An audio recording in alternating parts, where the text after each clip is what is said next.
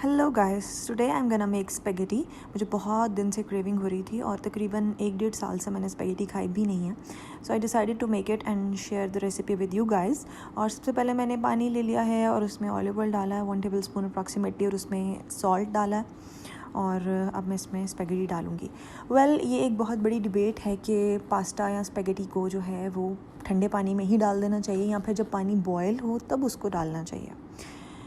According to my opinion pasta को हमेशा ठंडे पानी में ही डालना चाहिए, इससे वो बहुत अच्छे से बॉयल होता है। एंड अगर आप लोगों ने अभी तक नहीं डाला और आप गर्म पानी में ही डालते हैं या फिर इसको बॉयल करते हैं तो आप एक दफ़ा करके देखें, इससे ये बहुत अच्छे से बॉयल होता है, ये स्टिक नहीं होता। और दूसरा ये एक और चीज़ होती है कि हम ना बहुत ज़्यादा ओवर कुक कर लेते हैं पास्ता या स्पेगेटी को, तो फिर जब वो बाद में वेजीज़ के साथ और जब सॉसेस डल के हम उसको थोड़ा कुक करते हैं तो वो बहुत ही ज़्यादा सॉफ्ट हो जाता है। आपने इसको तकरीबन 80% कुक करना, जो रिमेनिंग 20% होगा वो बाद के प्रोसेस में जो है वो खुद ही कुक हो जाएगा। तो इसको कभी भी ओवर कुक नहीं करना चाहिए। अभी जैसे यहाँ पे आपने मेरी स्पेगेटीज़ देखी हैं, बॉयल होने के बाद जो है वो बिल्कुल अलग अलग हैं, बिल्कुल भी आपस में चिपकी भी नहीं है। और यहाँ पे मैंने हाफ़ ब्रेस्ट फिले लिया है और इसको मैंने छोटी छोटी क्यूब्स में कट कर लिया है और यहाँ पे वेजीज़ भी कट कर रही हूँ। And I hate cutting, as I have mentioned earlier कि मुझे बहुत ही बुरा लगता है कटिंग करना, बट यहाँ पे कोई ऑप्शन नहीं है तो अपने को खुद ही सब काम करने पड़ते हैं। तो कटिंग्स के साथ मीनवाइल मैंने यहाँ पर जो है वो तकरीबन 1.5 टेबल स्पून ऑलिव ऑयल डाला है। यहाँ पे मैंने ऑलिव ऑयल डाला, आप कोई भी ऑयल ले सकते हैं, ये कोई ज़रूरी नहीं है। और यहाँ पे मैंने चिकन को इसके अंदर डाल दिया है। जब तक मैं वेजिस कट करूँगी तो मीनवाइल चिकन जो है वो कुक हो जाएगा। और आग आपने बिल्कुल तेज़ रखनी है। स्टेप पे अगर आप आग जो है वो लो कर देंगे फ्लेम को तो फिर ये जो है पानी छोड़ देगा और ये फ्राई नहीं होगा। अभी इस स्टेप में आपने इसको सिर्फ फ्राई करना है, थोड़ा गोल्डन ब्राउन करना। जब तक ये हो रहा है मैं बाकी कटिंग्स कर रही हूँ, लेकिन मैंने इसके अंदर थोड़ा सा जो है वो गार्लिक पाउडर जो है वो डाला है। कुछ लोग जिंजर गार्लिक पेस्ट भी डालते हैं, बट मुझे वो एक स्ट्रॉन्ग फ्लेवर नहीं पसंद, तो हल्का सा मैंने गार्लिक पाउडर जो है वो डाला है। मीनवाइल ये बाकी कैप्सिकम मैं काट रही हूँ और रेड और येलो वाली कैप्सिकम से ज़रा बहुत ही खूबसूरत कलर उसके अंदर आ जाता है। And I don't add tomatoes, बहुत सारे लोग डालते हैं। वेजिज़ आप अपनी मर्ज़ी के मुताबिक जो भी चाहें वो डाल सकते हैं, इससे कोई फ़र्क नहीं पड़ता। और मेरे पास इस टाइम जो अवेलेबल थी वो यही थी। इसके अंदर स्प्रिंग अनियन, कैरेट, कैप्सिकम्स थी दोनों, तो मैंने सिर्फ यही डाली हैं। और ये यहाँ पे मैंने इनको काट लिया है। मीनवाइल उधर चिकन जो है वो कुक हो रहा है और उसको आपने जो है वो बहुत ज़्यादा ओवर कुक या बहुत ज़्यादा ही डार्क ब्राउन नहीं करना, हल्का सा उसको गोल्डन ब्राउन सा करना है। सो कटिंग हमारी ऑलमोस्ट कंप्लीट हो गई है और अब मैं जो है वो इसके अंदर स्प्रिंग अनियन सबसे पहले ऐड करूँगी, उसे थोड़ा सा मैं कुक करूँगी, लेकिन ये सारा कुछ आपने हाई फ्लेम पे करना है। और जब वेजेस को स्टर फ्राई करना है तो फ्लेम बिल्कुल भी लो नहीं रखना आपने, वरना वो सॉफ्ट हो जाएंगी बहुत ज़्यादा। और सबसे पहले स्प्रिंग अनियन के बाद आपने कैरेट्स डालनी है, क्योंकि वो थोड़ा हार्ड होती हैं तो थोड़ा सा सॉफ्ट होने में वो टाइम लेती हैं। और कैप्सिकम जो है तो फ़ौरन से सॉफ्ट हो जाएगा, तो हम सब उसको सबसे एंड पे डालेंगे। यहाँ पर ये हो गया है थोड़ा सा कुक। अब मैं इसके अंदर कैरेट्स डालने लगी हूँ और फिर इसको मैं ज़रा कुक करूँगी। इसको 3 से 4 मिनट तो लगेंगे, क्योंकि ये थोड़ा सा टाइम लेती हैं।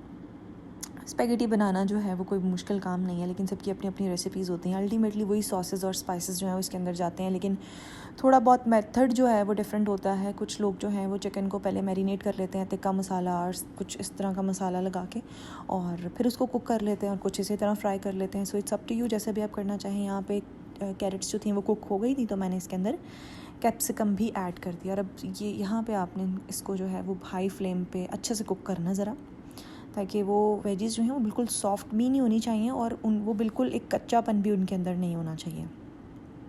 हाँ, तो मैं कह रही थी कि स्पेगेटीज़ जो हैं उसकी कोई इतनी हार्ड एंड फास्ट रूल नहीं होते बनाने के, बस थोड़ा बहुत फ्लेवर डिफरेंट होता है। कोई तिक्का स्पेगेटी बनाते हैं, कोई एक ग्रीन मसाला भी होता है शायद एक कोई स्पेगेटी का।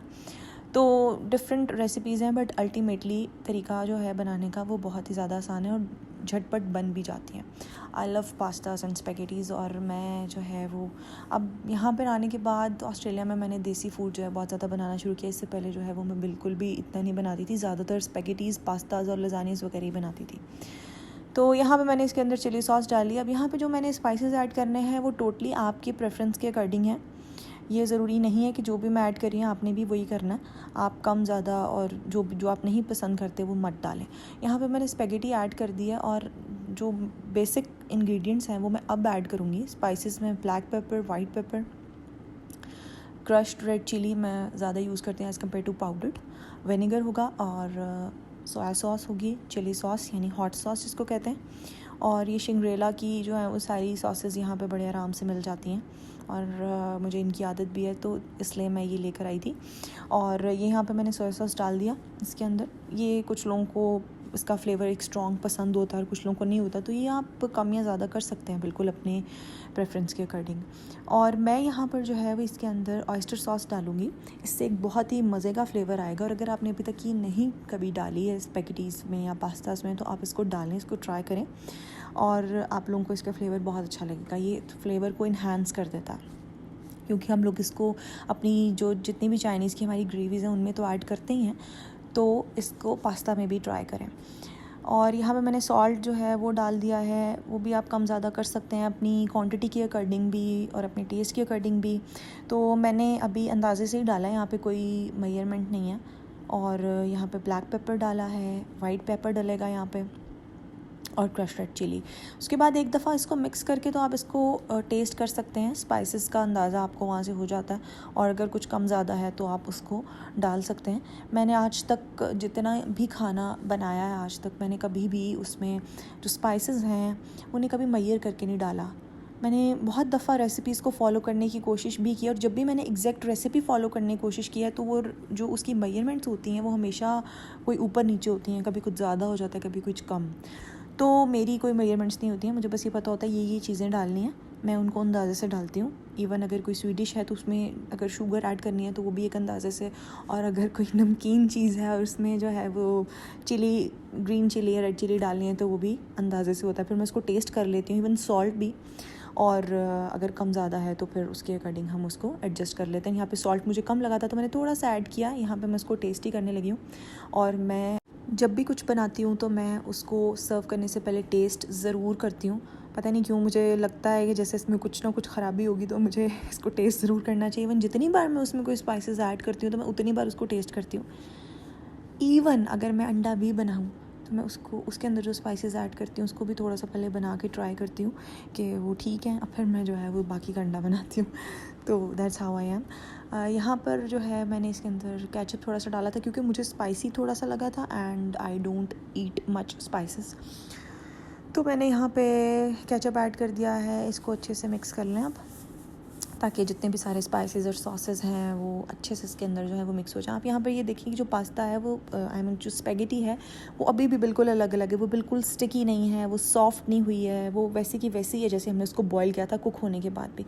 और ये 2 से 3 मिनट हमने इसको ढक के रखा और अभी हमने इसको डिश आउट कर दिया। As you can see this looks so yummy. और आप लोग भी इसको ट्राई करें और do let me know in the comments कि आपको कैसा लगा। And don't forget to subscribe my YouTube channel and like my video and also follow me on TikTok as well. मिलते हैं नेक्स्ट वीडियो में एक नई रेसिपी के साथ। Till then, bye.